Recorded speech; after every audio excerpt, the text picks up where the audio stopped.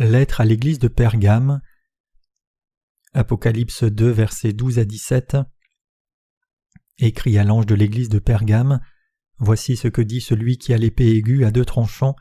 Je sais où tu demeures, je sais que là est le trône de Satan. Tu retiens mon nom et tu n'as pas renié ma foi, même au jour d'Antipas, mon témoin fidèle, qui a été mis à mort chez vous, là où Satan a sa demeure.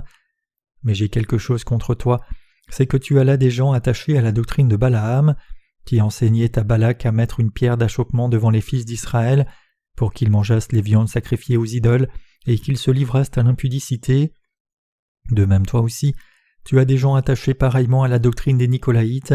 Repens-toi donc, sinon je viendrai à toi bientôt et je les combattrai avec l'épée de ma bouche. Que celui qui a des oreilles entende ce que l'Esprit dit aux églises. À celui qui vaincra je donnerai de la manne cachée, et je lui donnerai un caillou blanc, et sur ce caillou est écrit un nom nouveau, que personne ne connaît si ce n'est celui qui le reçoit. Exégèse. Verset 12. Écrit à l'ange de l'église de Pergame, voici ce que dit celui qui a l'épée aiguë à deux tranchants. Pergame était une capitale administrative d'Asie mineure, dont les habitants adoraient plusieurs dieux païens. C'était particulièrement le lieu d'adoration de l'empereur. Celui qui a l'épée aiguë à deux tranchants signifie que le Seigneur se bat contre les ennemis de Dieu. Verset 13. Je sais où tu demeures, je sais que là est le trône de Satan. Je retiens mon nom et tu n'as pas renié ma foi même au jour d'Antipas, mon témoin fidèle qui a été mis à mort chez vous, là où Satan a sa demeure.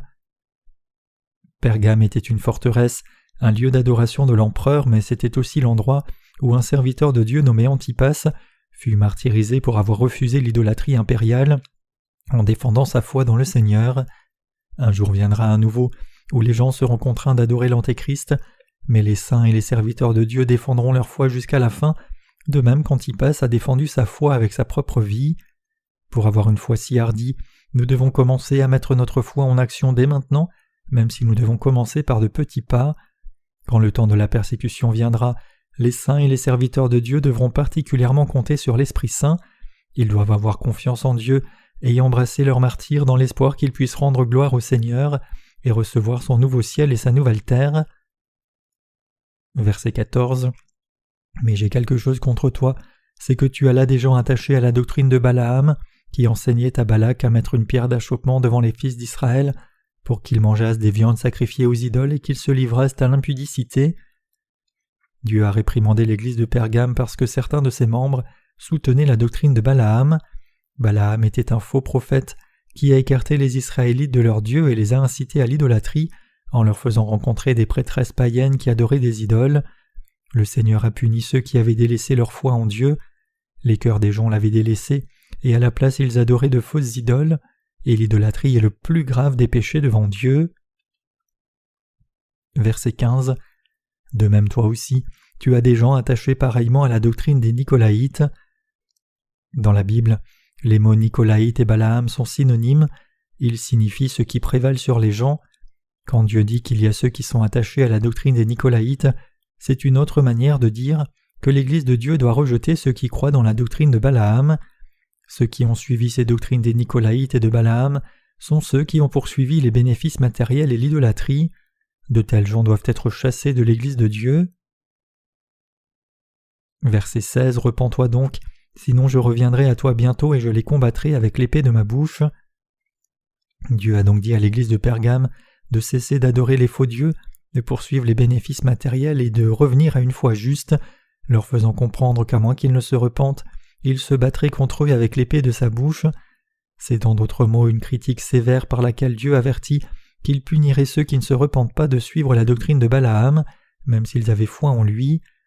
Ceux qui ont entendu l'avertissement de Dieu et qui lui sont revenus ont pu vivre à la fois physiquement et spirituellement, mais ceux qui ne l'ont pas fait se renforcèrent dans leur destruction physique et spirituelle. Les saints et les serviteurs de Dieu, pour être bénis sur cette terre et au-delà, doivent entendre la parole de Dieu et suivre le Seigneur avec leur foi. Verset 17. Que celui qui a des oreilles entende ce que l'Esprit dit aux églises. À celui qui vaincra je donnerai de la manne cachée, et je lui donnerai un caillou blanc, et sur ce caillou est écrit un nom nouveau que personne ne connaît, si ce n'est celui qui le reçoit. Les vrais saints embrasseront même leur propre martyr. Dieu nous dit qu'à ceux qui seront martyrisés en son nom, il donnera la nourriture du ciel et inscrira leur nom dans son royaume. Pour que nous puissions vivre physiquement et spirituellement, nous devons écouter ce que l'Esprit Saint dit à l'Église de Dieu. À ceux qui vaincront, ceux qui gagneront leur bataille contre les disciples de Satan, Dieu donnera la justice de la foi et les délivrera du péché, et à cause de leur foi, il écrira leur nom dans le livre de vie. La Bible nous dit à plusieurs reprises dans différents passages que ceux qui persévèrent jusqu'à la fin recevront le salut. Les saints, autrement dit, doivent être patients jusqu'à la fin des temps pour qu'ils puissent défendre leur foi dans l'évangile de l'eau et de l'esprit.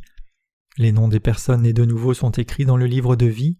Les croyants doivent donc entrer dans le royaume de Dieu sans poursuivre les biens et les bénéfices matériels, mais au contraire en triomphant d'eux par la foi, jusqu'au jour même où ils seront finalement debout devant Dieu.